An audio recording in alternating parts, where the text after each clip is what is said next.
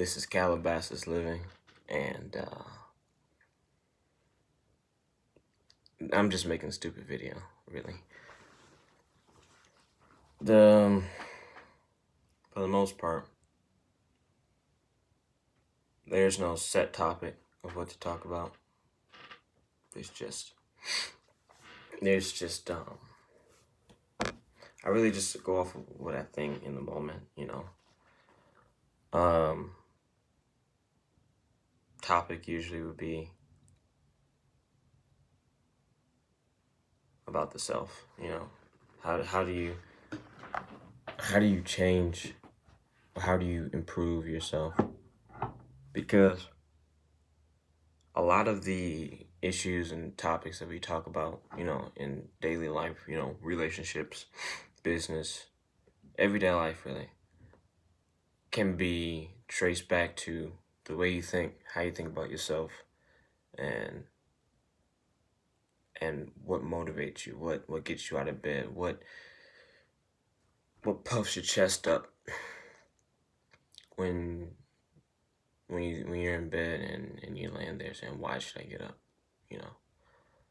For me, it's this ongoing idea that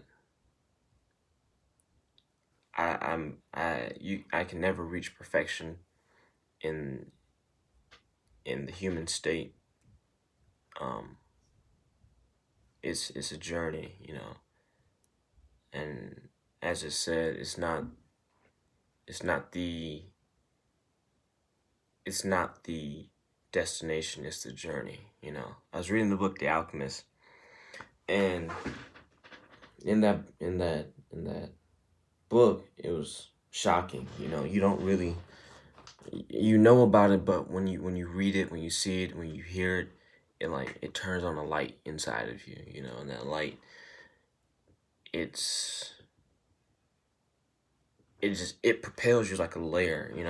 I believe everybody's like at a level, and throughout the life, like, depending on like the number of realizations and epiphanies that you've had, it builds off of that. And if you have so many realizations and epiphanies, you become bigger, and like your light inside of you grows.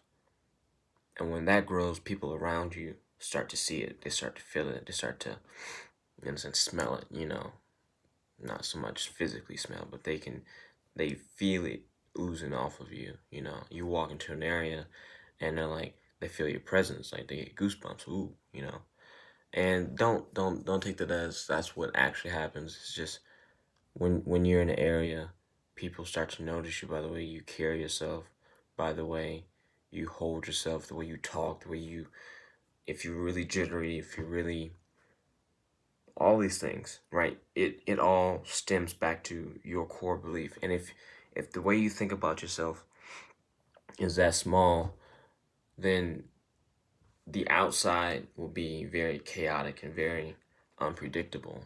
Life is unpredictable in and of itself, but when you walk in an area with an idea of yourself that's that big, you are shaken, you are moved, and it's not until you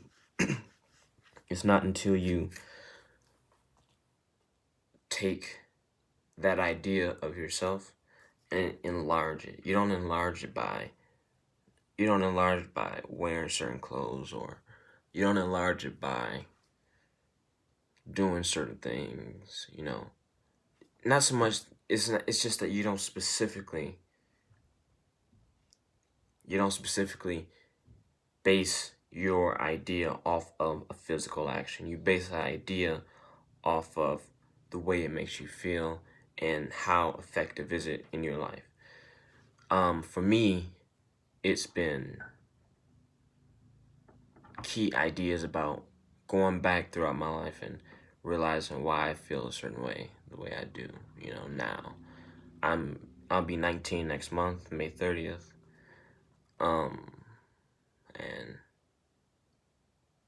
And for the past 19 years, all I've been doing is just learning,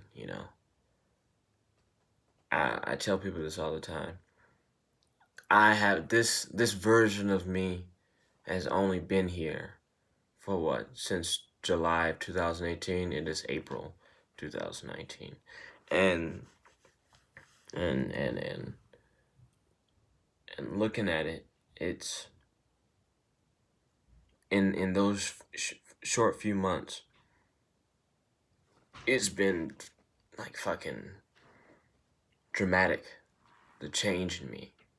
You know, I see a lot of flaws in myself, and whenever I'm like out in the world, it's like there's a little voice in my head, always, cock blocking and shit like that. And as much as I've grown, the more responsibility I've had to take for myself. Um, and a lot of that comes from Anton LaVey's teachings. I'm myself, I'm not a Satanist. I don't do sacrifice. I don't do, all that crazy shit. And not so much that it's crazy, it's really extreme. And you don't have to be that extreme to take the ideas and principles and values from a certain system. You know, Christianity itself has principles and values that I'll always hold with me because I was born in a Christian household. But it doesn't mean that I'm Christian. I don't label myself as anything really. I take bits and pieces, the core truths of any system, and apply it to myself. So I may not agree with the details of Christianity or Satanism or any type of system, Hinduism, Buddhism, but it's it's the ideas and principles that you take and you apply them to yourselves. And when you apply that to yourself, you become bigger. Your light grows inside of you. So again, it's not that I've reached enlightenment. I haven't. And again, maybe that's an illusion of itself, reaching enlightenment or getting or being enlightened. Finally, I've made it. I think I know that's an illusion because the universe doesn't work that way. Life doesn't work that way. I don't believe that there was a point when time started. There was a eternal wave of chaos or or non-existence. Let's call it that, right? There was a constant form that was always there. It didn't have a beginning, middle, or end. It just is, right? And um, in that, something happened, and it's like think of it as an ocean, and out of that ocean, a bubble popped out, and in that bubble is where we exist. That's the physical realm. That's where you have the Gnostics talk about the demiurge, Yaldabaoth, you know, Yahweh, the evil God. And again, I'm thinking about this, and I'm saying to myself, maybe it's not so much because again, I don't take the idea that anything is good or bad. I just take it as what makes me feel good and what makes me feel bad, or what makes me have a good feeling, what makes me have a negative or positive feeling. Things like that. And so when when analyzing what you would consider the demiurge to be good or bad, um, I just think it's necessary. Um, if you're in this bubble and you can live comfortably in that bubble, then you don't have to break out. You don't have to leave. You are where you're supposed to be, right? But if you have grown to an uncomfortable extent in that bubble, then it's time for you to leave. And you don't just you don't just wake up one day and you're like uncomfortable. It's a process. It's over years of accumulating realizations and epiphanies and understanding yourself. Once you understand yourself, then then it's up to you to know what to do. You know, I don't believe that what I need to learn to stop doing is looking at objective, like at the end, everybody's going to do this or everybody's going to do that. Everybody be reincarnated. Everybody will be this or that. But, you know, I don't know. Nobody knows, right? All we can do is live now, live in the now. You know, and that's really, I hate saying that because it's really cliche and, you know, all these, I mean, like a lot of new age and conscious people say like live in the now, but that's it's a basic truth. You know, it's just now. You know, when you die, hell, who knows what happens? You know, and honestly, because you don't know, I don't know. Maybe you've experienced something um, where you know you've seen life after death and it's horrible, it's good, it's bad, whatever it is. That's for you. You know, that's for you. So to conclude, um, you know,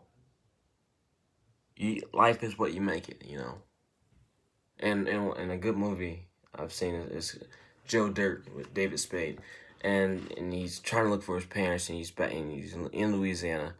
This old dude walks up and he says, "Home is where you make it," you know. And Joe's like, "You like to see homeless men naked?" And I'm like, "No, home is where you make it." And it's like, "Oh shit, yeah, that's right. Home is where you make it," you know.